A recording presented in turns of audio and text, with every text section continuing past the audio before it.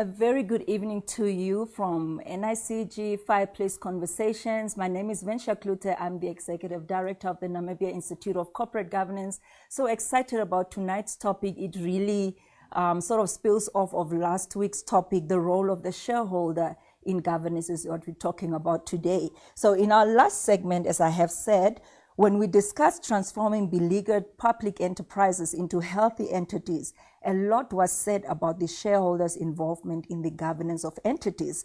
And there was a balanced sentiment about overreaching or over-involved shareholder versus one that is lax in its involvement. It is indispensable a requirement to strike a balance in the role of the shareholder in the interest of good governance for the benefit of public entities. And we will learn from our speakers today how that balance ideally looks like and how we can enhance the role of the shareholder in governance. And tonight with me, we are honored to have the Honorable Minister, Ipumbu Shimi, on my left. He is the Minister of Finance and Public Enterprises, and he is been the Governor of the Bank of Namibia previously, and he served on boards and he's been on various positions professionally that warrant him to be in the place that he is today. And today I really don't want to go into a lot of people's CVs because we really want to delve into the issue. And right in front of me on my right, I have Ms. Liberta Capere. She's the admitted legal practitioner and currently the group Company Secretary of NAMDEB, and then I have Mr. Helmut von Ludwiger. He is the Group Company Secretary of Capricorn Group, and might I mention that Capricorn Group is the main sponsor of Fireplace Conversations this season, and we are so thankful for that. And just to also just put in a caveat, he's not conflicted for being here because we really want to hear the views from all sides when you talk about the involvement of the shareholder in governance. And I'm just going to shoot right in and go to the lady. She looks good. And I'm going to start with her. So the board, together with management, is tasked with actively manage an organization. However, the ultimate control of the organization affairs really rest with the shareholder, who is the de facto owner of the organization. And shareholders thus play an important role in governance. For instance, to appoint the governing body or boards as we know them, and to hold boards accountable for proper governance. Now, we've just said one of the duties of the shareholder. So appointing a competent governing body is a critical aspect to good governance. Has the shareholder done this effectively in view of the appointing process, thinking of political appointees, overboarding directors, conflicts of interest, and so on? How important is this role of the shareholder? Thanks, Vensha, and thank you for having me here once again. Yes. And to get right into the response to the question. Yes. I mean, one of the most important tools the shareholder has in terms of exercising its right to control a business is through its board. Yeah. Once the board is appointed, obviously the shareholder acts through that board in the best interest of the business. And considering how important this role is, I feel sometimes shareholders don't pay a lot of attention to it in terms of making sure that you have the right balance of skill, diversity, expertise. Being on a board is not an easy task. It requires a lot of skill and diligence, and particularly because there's liabilities involved with it. One of the challenges I see in the Namibian landscape is particularly with regard to tenure of board members. Sometimes a period, say for instance 3 years, a 2-year term of 3 years, when the first 3 years is over, you're just getting to really understand the business. That's it. Ready to get into the strategy, and when the next 3 years is over, when you're now getting into the strategic operations of the business, your term is over. So that is something that I think shareholders need to look at. The other thing is director evaluation. It's something that's very, very important. And for me, it needs to be done by an independent body. No advertisement, but I think NICG is one of those bodies that can do it. And I think that is one area that the shareholder can use to determine whether a director can be reappointed or not. Yeah. And obviously, it's also important to make sure that the developmental gaps are covered when you see there's a gap with the director. So the shareholders can make better use of that tool to make sure that they appoint the right people in the right roles and make sure that the tenure is sufficient so that the director can have an impact.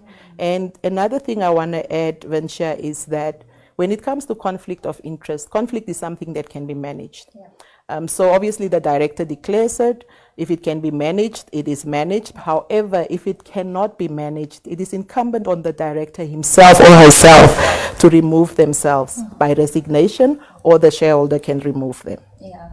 And that's a very important aspect. We will definitely have a session just on conflicts of interest, because it's like I said in one of the reports that I recently made when we're talking about the law reform, that we would need to look at that aspect, because it's quite hazy for directors currently, and we really have to focus on that specifically. And I like the points that you have made, Mr. Von Ludwiger. I need your input on, when we speak about appointing a competent board, or a board that can carry the oversight of governance in an organization, we're talking leadership, and maybe this is a really important aspect. What do you think about it?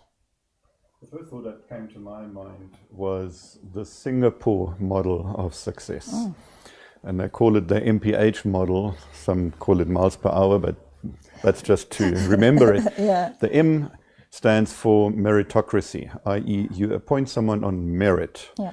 not because I know someone that knows someone or political affiliation. Yeah. It's purely competence. The second one, the pragmatic, P stands for pragmatic, i.e. there was this idea in Singapore that any problem that we face here, someone has faced it before. Yeah. So we don't need to reinvent the wheel. We can copy and paste and adapt or adjust.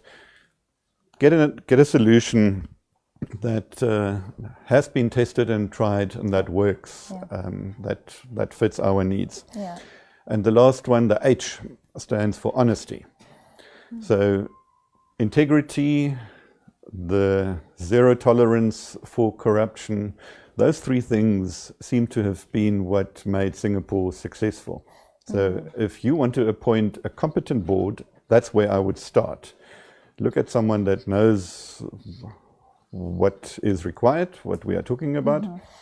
The second is obviously then also the purpose. What is this entity about? What's the purpose of the company?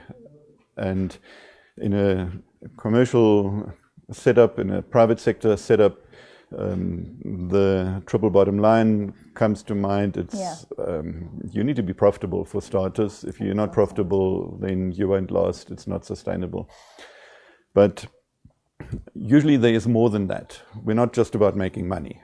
We're about serving our customers. Or if it's a public entity, there's usually be some purpose assigned to that entity that needs to be fulfilled. If it's a NamWater, the purpose is to bring water everywhere. That's its purpose. And then you're looking for directors. They don't have to be from that industry, but the composition of the board overall is where you need to strike the right balance.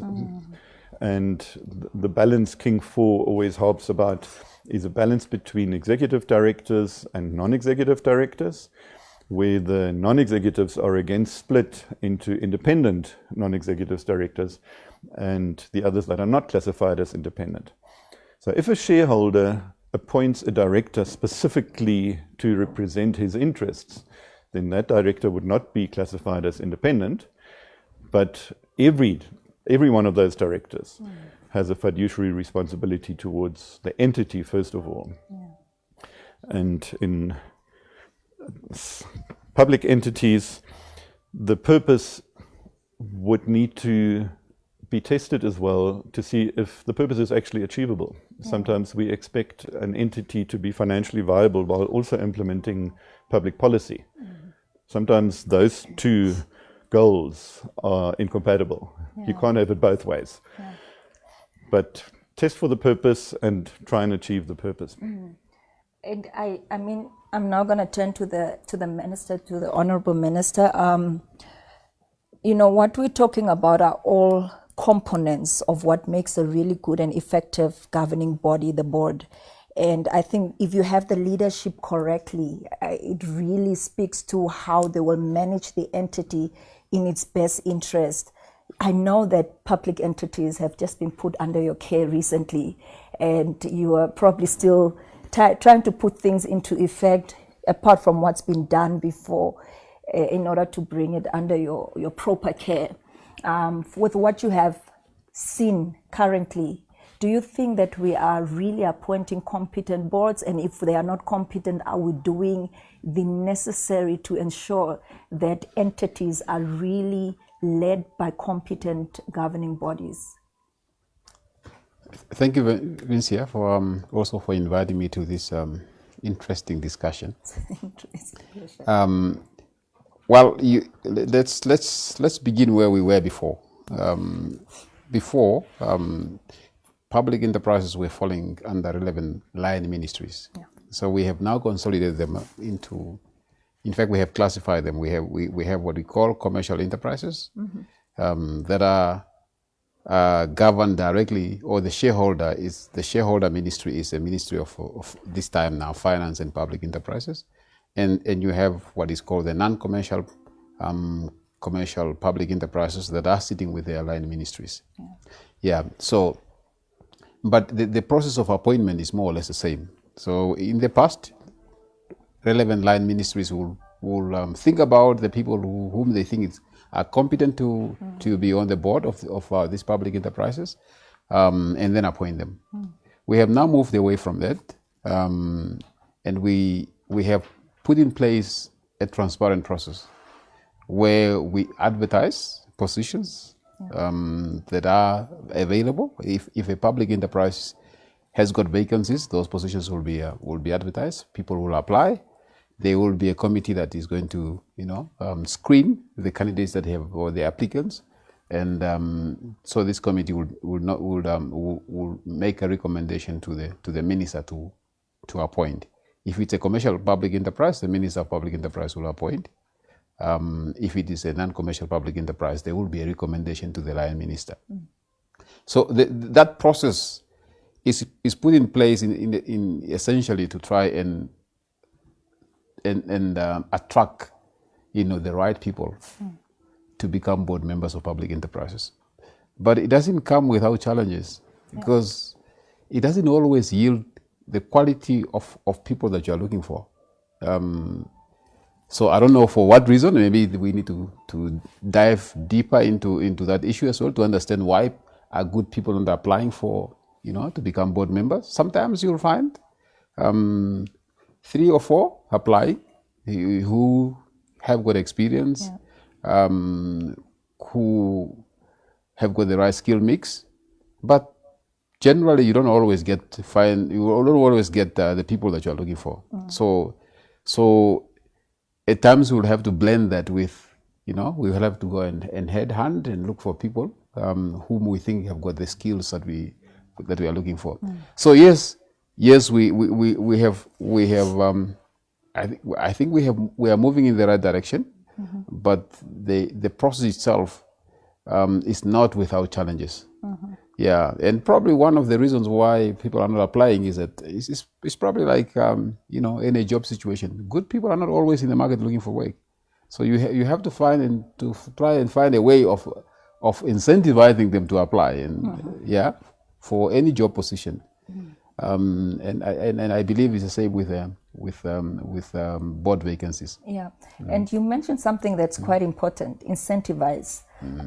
One of the things that dissuade people from applying, and let's just say one aspect is they're applying, the other aspect is that people actually apply but do not filter through to the end, and there are instances where either they were competent but the waiting process, and then they got snatched to another position, or they never got through the system. And hopefully there are good monitoring systems, mechanisms that are in place even through the processes that ensure that really good people do go through to the end of the process and that are appointed. The other thing is the incentives. I mean, public entities are beleaguered most of the times, and they are not beleaguered just financially. there are other issues. And one of the biggest issues that we're talking about today is the shareholder. And mind you, let me just put a disclaimer to say that I'm not saying from the get-go that the shareholder is the problem. We are here to investigate whether shareholder, to what extent should be involved in intervening and to what extent they can interfere, and even if whether interference is even warranted. And that brings me to the next point.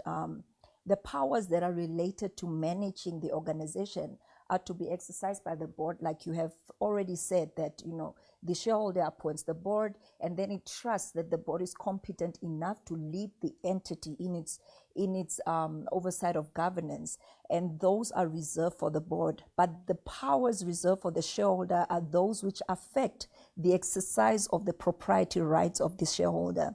And I really just want us to talk about which powers are those that are reserved for the shareholder, because that will lead us to that very interesting discussion about the intervention as well as the interference of the shareholder. Maybe I start with Mr. von Ludiger. Which are the aspects that are reserved for the shareholder? So the Companies Act is quite clear on that, and the most important one is the duty to appoint directors, to appoint the board to manage. And it's a trust relationship. You are entrusting some hopefully competent people, and the idea is to appoint ethical and effective leadership. And I again want to refer to King 4, where that is outlined in very broad and detailed terms. What does that entail? But to answer your question, the rights reserved for the shareholder are the appointment and then corporate actions, a name change, raising of capital, reducing of capital. So there are several of those. Shareholders have a right to access information and participate in meetings and proposing resolutions. And that's where it ends. A shareholder can set up a company if he's a founding shareholder by writing the articles with rules of engagement. But the standard articles, as in the Companies Act, the shareholders' rights are actually quite restricted. Yeah. And you, please go ahead. And to add to that, the exercise of those rights are limited to the annual general meeting or the general meeting. And the shareholder then basically just speaks through its voting rights at these entities, and it is to appoint the auditors. It is to approve and vote on dividends, the financial statements. And these are important aspects that the shareholder has in terms of making sure it still has some control over the business that it created. Financial statements are not something that should be overlooked. And at times, you would get to an AGM and it would be presented and no questions asked, no delving into the financial aspects. Why is the profit what it is? And I think that is where the shareholder's voice is. At the general meetings, going into the detail of those financial statements, going into the detail of the auditors, how did they perform, why are they reappointed? All those are where the shareholder can exercise their rights. That's important, but now there's another aspect to public entities. You do get reports from the board quarterly, right? From the chairperson, and I also believe you probably meet the respective chairpersons to discuss these reports. Is the AGM the only place where you should have something to say, or should you have something to say even in the quarterly reports that you get? And I'm thinking of being proactive, and I'm thinking that we don't have to wait for the AGM to happen. In fact, in some public entities, and our focus today is public entities, and we have brought in the private sector just so that we can get views that might help us, and also just to get a fair view from both sides. So we also have situations where there are no AGMs held by public entities.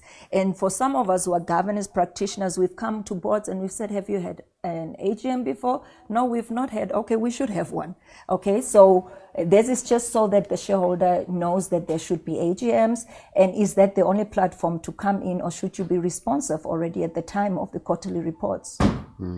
I believe the AGM it's important. It has got its own purpose. Yeah. Yeah. Of course, it's important to have an AGM to approve the financial statements of the company, of the institution, to approve the auditors. If the institution is going to declare dividends, the shareholders will have to be, to probably agree to those dividends that the directors are declaring. So that's important.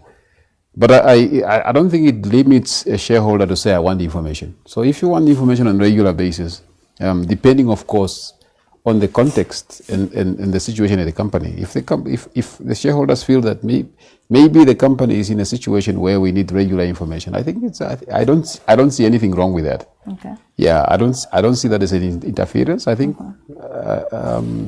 like Ludwig said, Mr. Van Ludwig said, it's the right to get information it's something that a shareholder is entitled to, because this is a company that you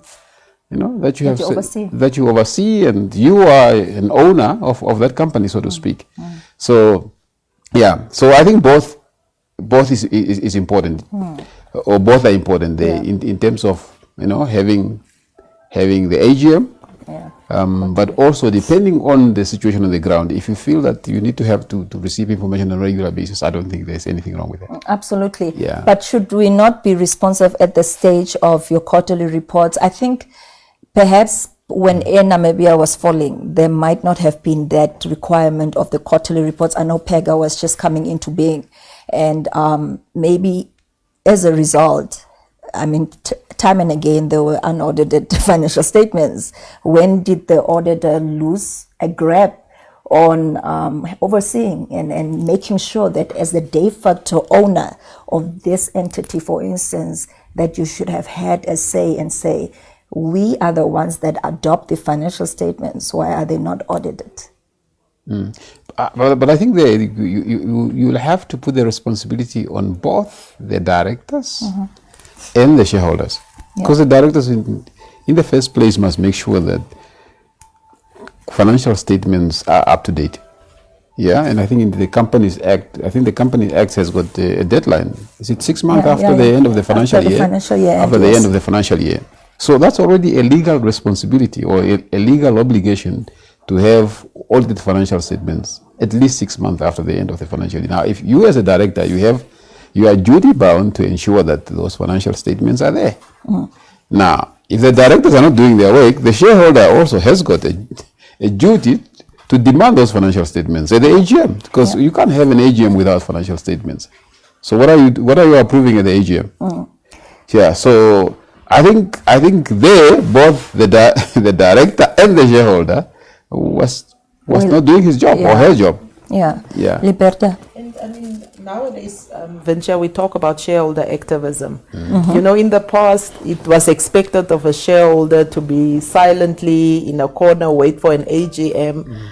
However, as an owner of the business, you cannot wait for the house to burn down. When you see a fire as the shareholder, obviously, through the request for information, through holding your directors accountable, the shareholder needs to intervene. And with the SOEs, the one thing that I like with state-owned enterprises is those governance agreements that the shareholder signs with the board. And the shareholder can, through those governance agreements, hold their directors accountable, because in terms of management of the company, it's the buck stops with the director. When there's no annual financial statements, that cannot be held to the shareholder. It's the directors. The role the shareholder plays in that instance is to fire the board or to hold them accountable.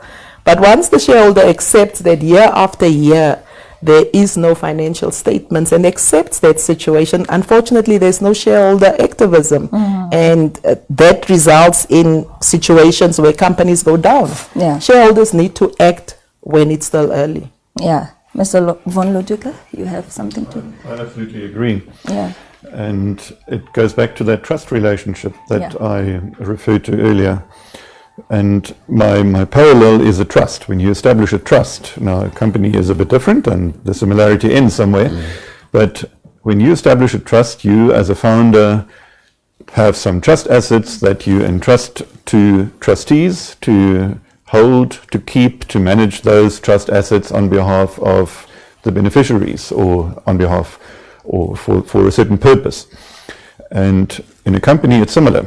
So you've got directors that are entrusted with this operation, with this entity, and when the trustees or when the directors do not do what they were entrusted to do, there should be action, and it might end up being legal action. Yeah. And in the beginning of this segment, I mentioned intervention versus interference, right? And what we're speaking about right now sounds like an intervention, isn't it? Like the shareholder should intervene, step in as soon as it is necessary. And I think you get that part. But there are instances when the shareholder overreaches.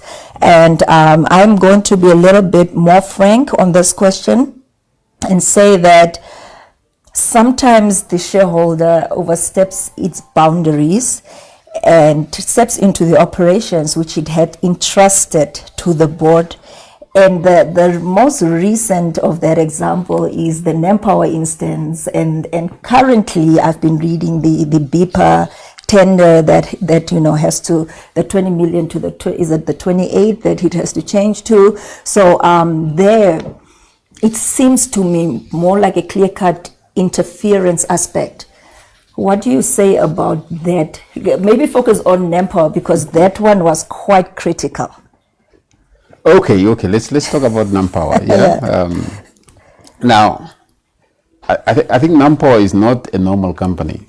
Okay. Yeah. So Nampower is managing what is called a public good. Now, public good is defined as something where the benefits that you are deriving are bigger than, actually not only accruing to yourself, accruing to many other people. So that's one side of a public good. The other side of a public good is a cost. It's not only the cost of your action. It's not only going to be felt by you. It's going to be felt by other people. So it's not just a normal company where I say. So if I shut down my supermarkets, yeah, I'm only going to affect my customers. Those, if you don't pay, you're not going to enter. Now with Nampower, first of all, you are managing this public good that is not only for the benefit of yourself, but for the benefit of many of the community or the society. Mm-hmm. So now, if you shut down electricity, affecting even hospitals, affecting even people who have paid, it's not an easy decision. So it can't just be seen as a simple decision of we have a responsibility to make sure that we collect, and therefore the action that we have is to cut off the local authorities that have not paid.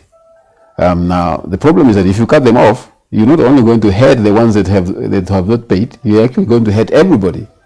You're going to hurt somebody who is who was probably getting an operation. So it's not an easy decision. So that's one. I wanted just to give you that context. And the second thing is that I think with the case of Nampower, government was not even saying that don't cut off electricity. The government was saying we need to have a conversation before you cut. We think we can solve this problem together. So because the implications of what you're going to do are so huge. So let's have a conversation and so that we can see how you solve this problem together. So that's a context I think people need to understand. Okay, Mr. Von Ludiker, you followed that story closely. What is your thoughts on that? I mean, the minister has given context, but around the context, what do you still think about the shareholders' interference here? Yeah, your question was, is this an example of overreach? Did the shareholder interfere where the shareholder didn't have a right to interfere? I'm not an expert to comment on that. My impression on overreach in general, where it would occur, is that it's probably a result of a lack of clarity as far as roles are concerned. Right. So the roles of shareholder, the roles of the directors, the roles of management in every entity should be very clearly defined. Yeah. And where your earlier concern that we are struggling to find enough people to accept the positions as directors. This might contribute to that, i.e. if we can have documentation that clearly outlines those roles. What is the role of the shareholder? What is the role of the director? Make it very clear what the expectations on you are when you accept a position as a director of such a company on behalf of government, or as at the appointment of government. What is the expectation on me? What is the expectation on you? What do you do under which circumstances? In South Africa, they talk about a shareholder compact. So that clarity is required before one can actually determine did someone overreach or not. The example of manpower is a tricky one, and I hear the minister on how it affects everybody. On the other hand, there is the matter of discipline and merit, and I hope that if there was a discussion between government and manpower, that they did find good ways of addressing that discipline and ensuring that a utility like manpower can survive. It's not sustainable to not be paid. That is another aspect. I needed that aspect to come through as well. But Liberta, before I put everything together. When government is a shareholder, one must probably distinguish between the role of government as the shareholder and sometimes government as a regulator or an important stakeholder. And I think here where, yes, I wouldn't say, if the question is bluntly, was there interference? The response is yes, there was interference. However, then you come to, was the interference warranted? And I would say in this case, yes, the interference was warranted. Because as shareholder, I believe government has to balance the national interest vis-a-vis the interest of whatever the business is trying to do. And as line minister, when you look at the national interest being affected, instead of waiting, of course it's consultations that were held, it's discussions that were held on what the business was doing, but the shareholder cannot sit and wait for that national interest, because as Namibians we would come demand responses from government, and government needs to have the right responses and needs to do the right things to make sure that the entities that it owns does the right things in the interest of the nation as well. Okay, so as a result of that interference, we agreed was interference. And I personally thought it. Yeah, Liberta and I, not you, and clearly not you, but I'm speaking for myself and Liberta. I did agree that it was interference in the instance, because should there have been conversations held, I think there should have been ways to, and I think we can streamline the way we hold those conversations so that it doesn't have to come out. You're talking about a public interest. This is public, so everybody's interested, right? And the conversations that we should have properly so that it doesn't come to this stage where we now need to discuss whether the shareholder was interfering or not.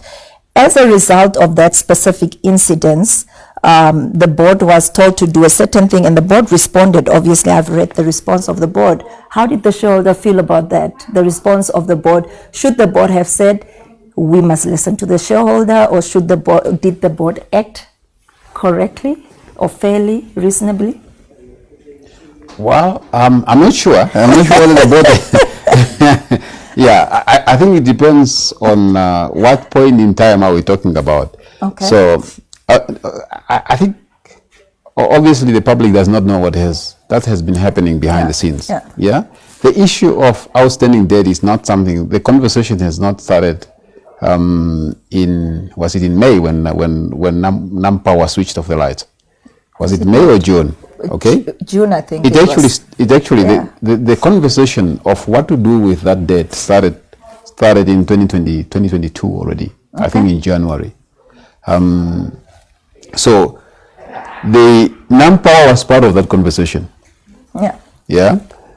And therefore, in terms of what needs to be done as a long-term solution, because I think as Liberta is saying, is that when you are looking at this situation, you mustn't look at government only as a shareholder. You must look at government that is not only a stakeholder, that is actually running the country. Yeah. Yeah, that's responsible for everybody. Yeah, so you have to balance the need to ensure that manpower is sustainable, and then I don't think there's any question about that, because if manpower is not sustainable, it will again come back to government. Yeah, because we will not have electricity. But we also need to balance what's a responsible way of making sure that manpower is able to recover its money in a way that is not going to hurt as many people or to hurt many people. So that conversation started a long time ago. So maybe for about a year or so, a year and a half.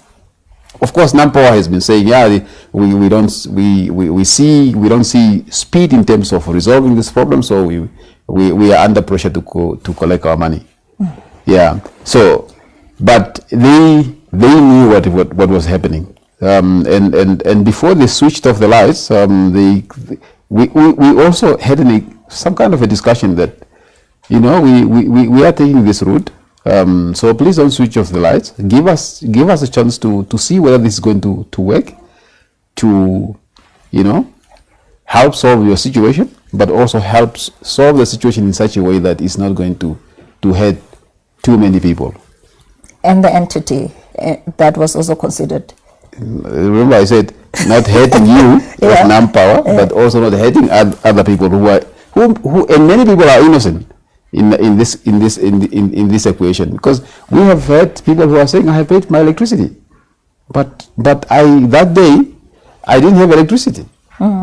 Yeah, because I have a prepaid system. But, you know, when they switched off the lights, I also had to endure that pain. So you have to balance all those interests. So I hope I have answered your question. I think you have touched on important aspects of it. But then there's the BIPA issue now, and obviously, you know, is your answer sort of the same in response to interference? Or is the government doing just what it should be doing? I don't think there's a formal position on a BIPA issue. I mean, for me, I read about the BIPA issues like you in the newspapers. Yeah. I have not had any discussion with board members of BIPA, for instance. Yeah. What I know, what is happening is that we have gone through this review process by FATF and the SAMLAG. Yeah.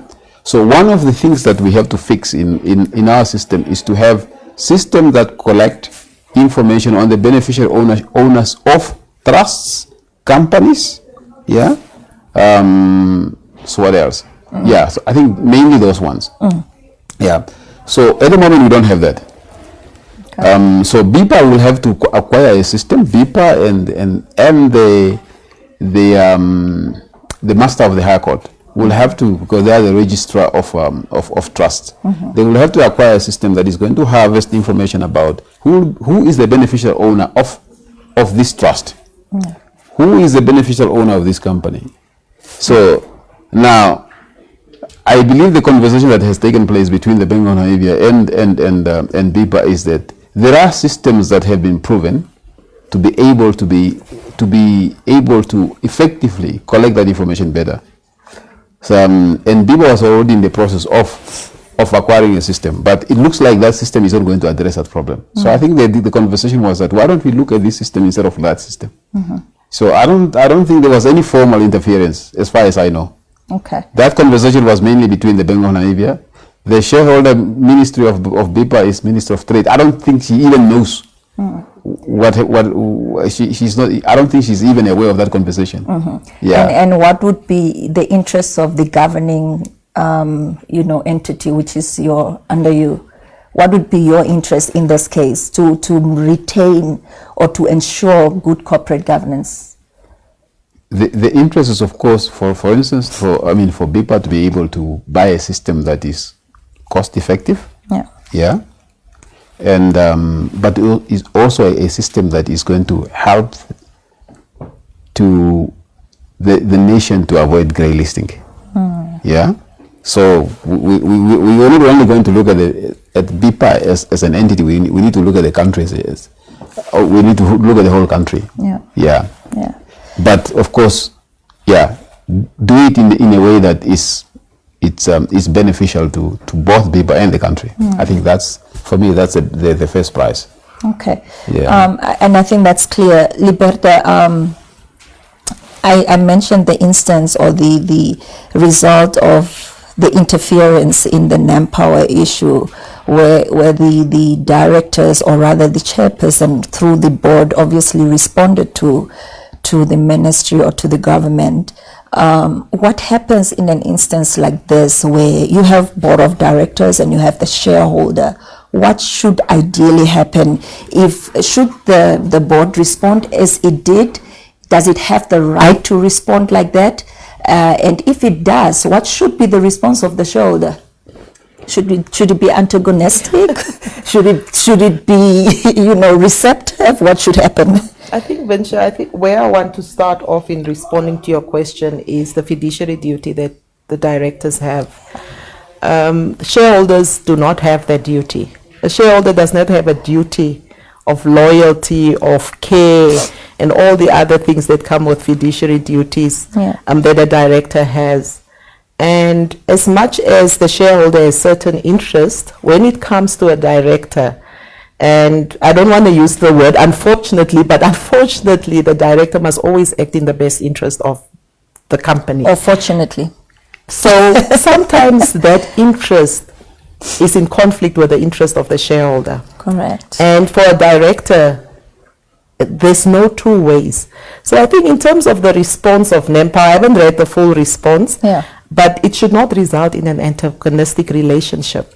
I think it would be important for the shareholder to look at, is this governing body, in terms of their response, acting in the best interest of this business? And if the response is yes, then I think the shareholder and the board need to find a way to resolve the issues so that it does not negatively impact on the interest of the shareholder as well. But ultimately, utmost importance is the interest of the business when it comes to a director.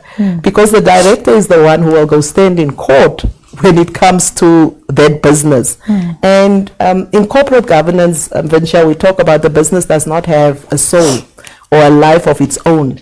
And sometimes that business needs to be protected from its owner. Correct. And it is through good corporate governance that that protection happens. And it is through making sure that directors exercise their fiduciary duty in the interest of the business. So, wow, you mentioned a lot of things, and a thought came to me. You could answer that same question and just add to that, like in the instance of BIPA, for instance, the Honorable Minister mentioned the line ministry, and yet there is always the Ministry of Finance and Public Enterprises that's involved in a public entity. It just goes without fail, and it also goes without mention. How should this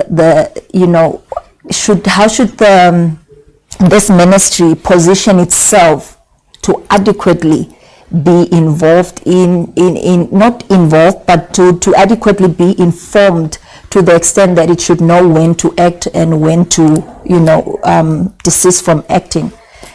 Do you want to take that before the minister comes in? I think, Vensha, I mentioned before that when it comes to government as the owner of a business or government as a shareholder, obviously one doesn't want to differentiate between different types of shareholders. Right. But government wears many hats.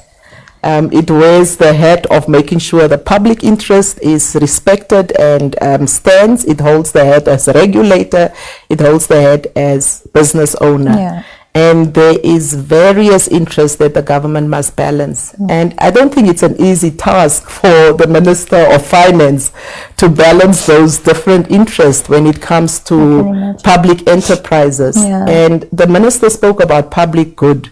That is a very important interest when it comes to public enterprises. But I think, for me, dialogue is important. As we said, Minister must not wait for an AGM.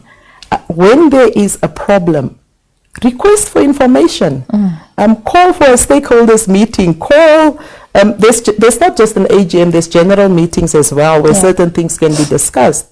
So ask the board to call a general meeting and get the information, but it's about dialogue. It's about respecting each other's various roles. The shareholder has a role to play. The directors have a very important role in terms of managing a business.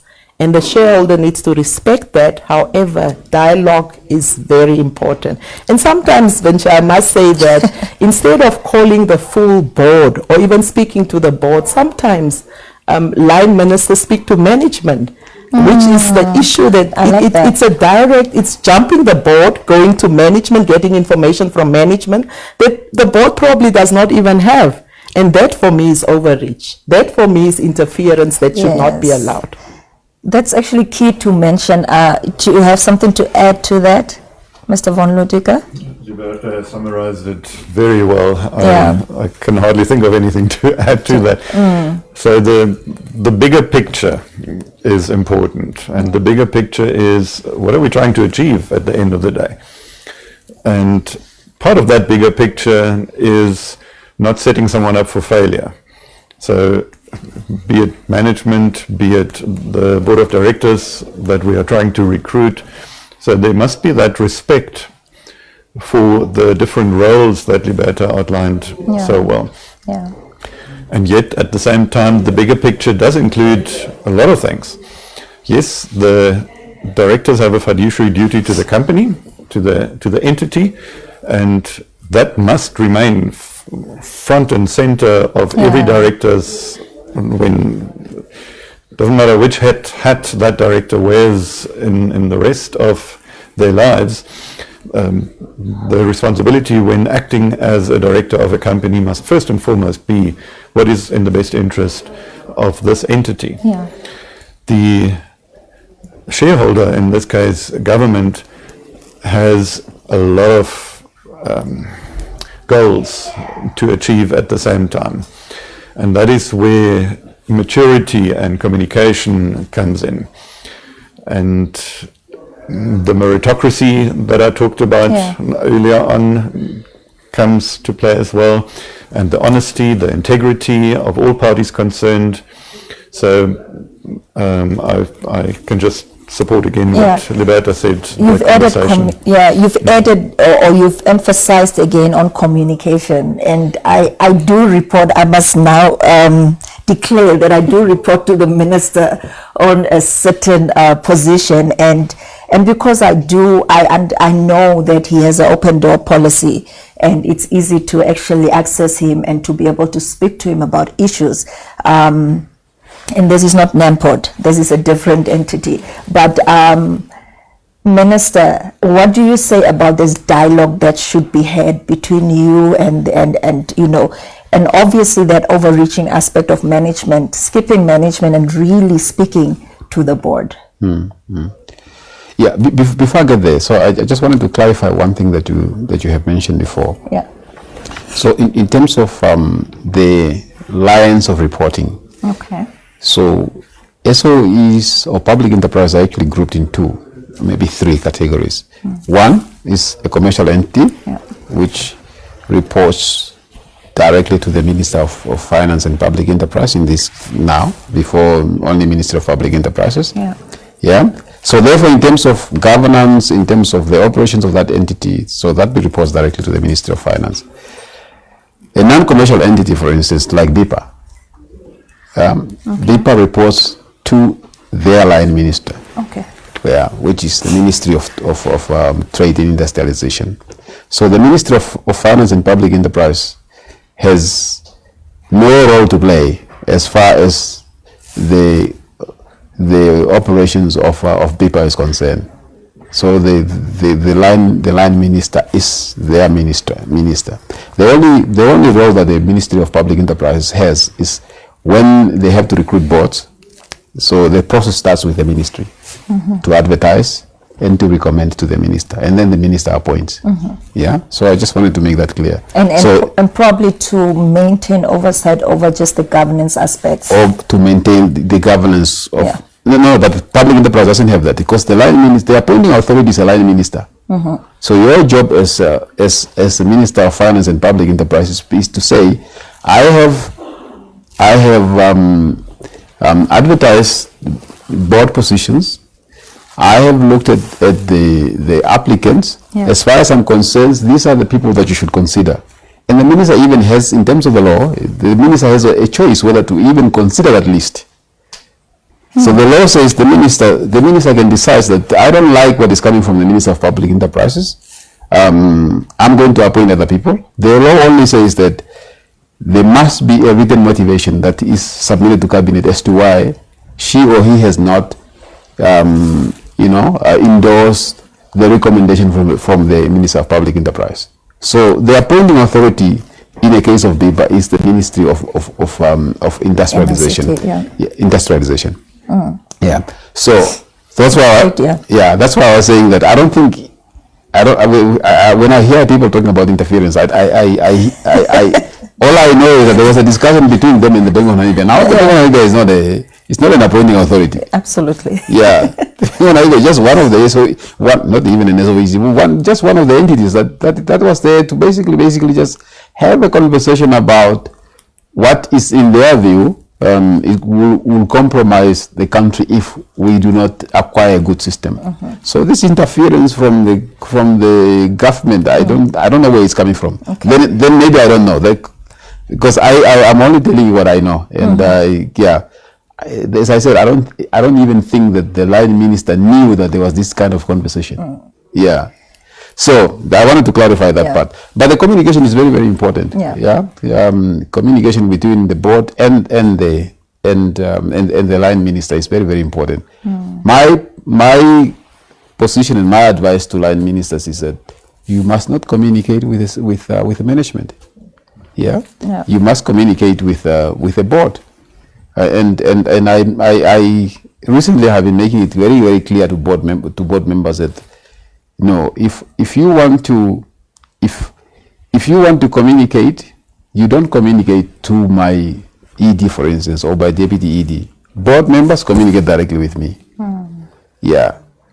Management, if they have information to share, they can communicate with the management of the ministries, the ED and the deputy ED. But board members should communicate with me. And also, there was also an instance where management of a certain SOE wrote to me saying that we want to come and make a presentation to you. My response that, and it's written, was that I don't have a problem with that as long as you come with your board. So that's very important, because you spoke about reporting lines and so on. And I'm thinking governance-wise, should it be the board that comes to you? Should you even allow individual directors to come running to you, or should you speak through the chairperson of the board? How do you think this should work ideally?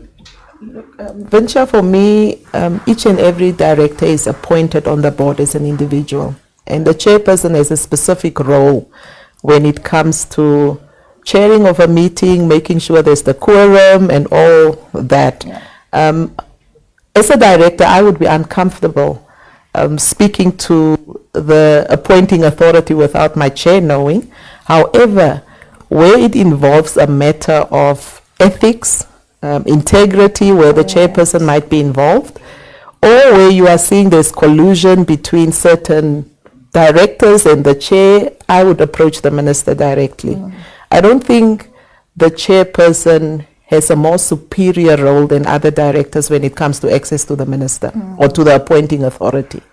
However, I would make sure, unless it involves the chairperson, that they know that I'm going to approach the minister. But I would be bold enough, and I have done it in cases, I will admit I have done it, because it was necessary to do so. I'm appointed as an individual. When we're in the group, we are in a collective, and we take collective decisions. And as a fiduciary, your fiduciary duty is as an individual. And I think that should always come through for directors all the time, that even though we make decisions collectively, your fiduciary responsibility is for that individual director. Mr. Von Ludwig, the minister mentioned about, don't go speak to management, and management would ideally be the CEO. Now, in the case of public entities, CEOs are appointed by the minister. Is this even a good model? Because in the private sector, I know that, it is the board that appoints the CEO, and the CEO then reports to the board. I mean, the minister will come in and tell us how the reporting lines probably work, but what do you think about that model for public entities?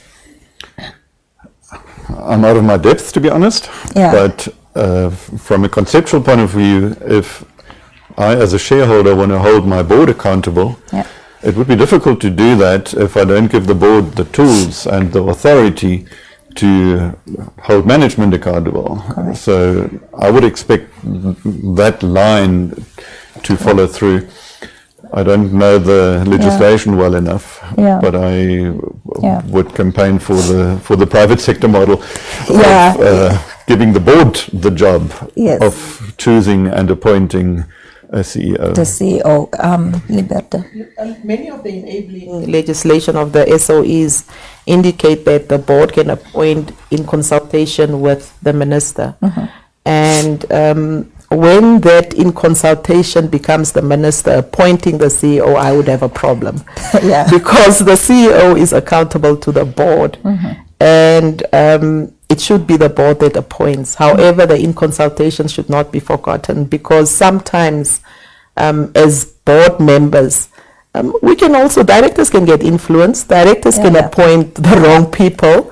And again, as government with different heads, the requirement is to consult the line minister. And I think the line minister being consulted should again not result in interference with that appointment, because the interviews, the psychometrics, all those would have been in the ambit of the board. So when the minister is consulted, I think changing those decisions, influencing it, that's where the problems come. And Minister, do you agree with what is being said now? And I also want to just add to your answer, or to the question you mentioned also so it's the CEO, the appointment of CEO, and obviously the line minister, when you're appointing the board, he can reject that list. What can we say about that? You said there should be a letter that, that particular line ministry, writes to the cabinet and says, for these reasons, I reject. Does it really happen that way?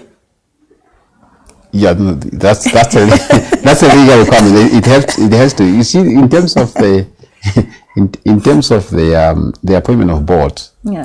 The ultimate decision is actually taken by cabinet. Okay. Yeah. So then, even if it's a commercial public enterprise, the Minister of Public Enterprises will then submit a submission to cabinet for endorsement. When it comes to CEOs, it's actually there's no requirement for the minister to take that matter to cabinet. So if then the line minister, because the report that goes to cabinet is very comprehensive, so these are the people who have applied, these are the people who are interviewed, and these are the people who are recommended. So now if the minister, the line minister says, yes, these are the people who are recommended, but I have a different view. I have selected this particular group of people. There must be a proper motivation as to why. So you can't escape that. Yeah, because the format is more or less already decided as to how you should present that submission to cabinet. So when it comes to CEO, it's almost a mixed bag. I think what you described earlier is true, but there are exceptions. There are actually laws that says the appointment of a CEO rests with the board. Yeah. For instance, with the case in point is the Development Bank of Namibia. There is no involvement of the minister there. It's only the board has got final responsibility to appoint the CEO, which in my view it's correct. But as Libera says, is that as a government you also wear different hats. Now the consultation sometimes is also necessary because you ultimately, when things go wrong there, you also have to answer. So, but it doesn't mean that the minister has to dictate as to who should be the CEO. You are consulted. You should give input. So the board should say, this is the person, as far as we're concerned, this is the best person. You must be very, very brave to change something which is very convincing. Okay. Yeah. I can imagine that to be an appointing authority must be an onerous task, because considering everything that you have mentioned and having to consider those things must be quite onerous for the shareholder. But obviously, if those things are clear to the shareholder, it should be a much easier task. There are so many things that are at risk, being an appointing and a shareholder and being an appointing authority, but also being a director with fiduciary duties. There are instances where the shareholder is seen or found to be acting as a shadow director, and a shadow director is really a person in accordance with whose instructions the directors of a company are accustomed to act. In other words, that person appointing influences the course of events behind the scenes, and that way they usurp the role of the director. Does it seem to happen at times? And it usually happens behind closed doors, because you don't see the appointing authority speaking, but you do hear them in the boardroom via certain entities. Can you speak about that a little bit in terms of what the shareholders' relationship with the board should look like? Look, Venture, for me, and I'll speak as a director as well. I've been a director on certain entities. I'm currently a director. I would not want to shadow a shareholder because with the legal liability that sits with the role of a director, I cannot go stand in court and say, but the shareholder told me so. Yeah. I'm the one who will be held accountable.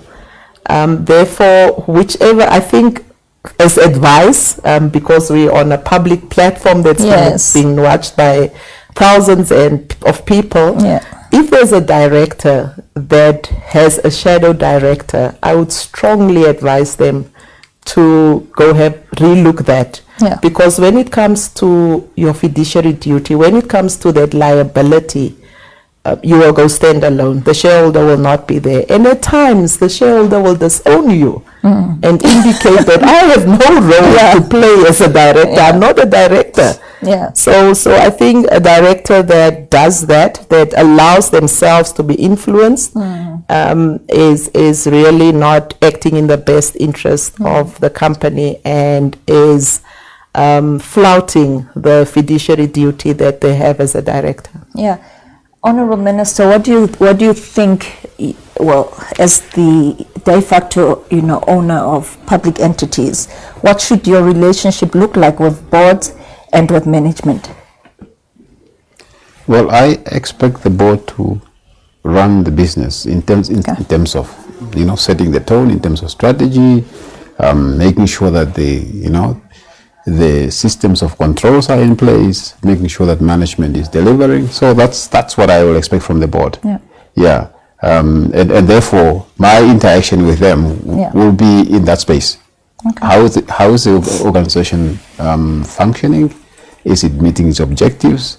Are we sure that there are controls in place? So that's the kind of conversation I will want to have with the board. And I fully agree with Liberta that you as a director, you are there to ensure that this entity, this incapacitated entity, is properly managed for the purpose it was set up for. Mr. Von Ludwika, you have something on that? I agree. And I just want to add that if it is clear that here is a shadow director speaking, then that would be reason to doubt the competence of the board. So the maturity of the board and the ethical landscape, for lack of a better word, would be in view. And that is not a good place to be in. So as a chair of such a board, I would encourage such a director to act according to their fiduciary duties, as Liberta said, and not bring the whole board into disrepute. I think that's a very good point, actually. And that director should probably take the responsible, or let it be incumbent upon themselves to to step out of that relationship if that were the case, or to make sure that that relationship does not impute on the rest of the board. Unfortunately, as it were, time does come to an end, and that 1 hour is really short when you really think about an important conversation like this. And I really want to ask each of us as we exit this conversation to give just one thing from your experience in your private sector. And then the Minister, I know you've been in the private sector and you are in government, the one thing you would say to the shareholder to maintain a fair balance in its role in governance in terms of intervening versus interference. What is the one thing we can say to the shareholder to remember as the ultimate controller in its proprietary rights? Look, for me, Vinsha, good corporate governance, for me, I equate to an ecosystem of different role players. And those role players are in a symbiotic relationship. We are all there to make sure this entity flourishes. Yeah. And if we all stay in our lanes, I'll use the word stay in our lanes, and understand our respective roles and respect each other's respective roles, then things will go well. And on us and on directors, it is important for when directors realize things are not going right. It's important to be transparent. Know your shareholder in it. Consult with your shareholder. Talk to your shareholder about certain things. When things are good, yes, report. When things are bad, also speak to your shareholder. But I would say each entity or each organ in that symbiotic relationship must stay in their lane. Okay. Yeah, that's good. Mr. von Ludiger, final remarks. Yeah, it's about respecting the checks and balances that have been built into the system. Yeah. And be your mature self. Another way of saying it is grow up. So be a responsible citizen and look at the greater good. Yeah. And read up on your responsibilities, your role, be informed and communicate. We've emphasized the word communicate again and again. Yeah. That will ensure a good outcome for the greater good. Okay. Any final remarks, Honorable Minister? I can't say more to what they have said. I think that's really the key. I think for me, the ultimate goal is sustainability. Yeah. Yeah, sustainability of this entity that you are responsible for, and therefore you as a director has got a role to play to make sure that that entity is sustainable. Of course, the shareholder also has that responsibility. That's the entity that you have helped establish. So we all have different roles. Yeah. And therefore what is key really for me is communication. If the director feels that, what the shareholder is demanding it's not going to help the institution to become sustainable, I think that conversation needs to take place. Yeah, so communication. I like that. So 2 things. Stay in your lane. In other words, know your role and responsibilities and act accordingly. So for both the shareholder and the directors, and then communication. So these 2 have been said by all 3 of you, and I think it's crystal clear that these are cardinal aspects to making sure that our entities that we are running and managing do thrive in good governance. And tonight we've come to the end of Fireplace Conversations for the night. Quite a key conversation that we have had, and I think also somewhat very difficult conversation, but it has had to be had, and I'm glad the Minister came to the table to have this conversation. In actual fact, I must applaud you for coming to the table and having this very difficult conversation, answering questions on BIPA and Manpower, and really, candid conversation that you had with us. That says a lot about your leadership, and we want to commend you on that. And also thank you to my panelists, the other 2 panelists, for coming and gracing us with your expertise. A very important conversation that I hope reaches other fireplaces and that are being discussed elsewhere. Thank you for joining us on Fireplace Conversations tonight. We hope to see you next Thursday when we discuss even more cardinal issues about governance in Namibia. Thank you, and thank you so much for coming.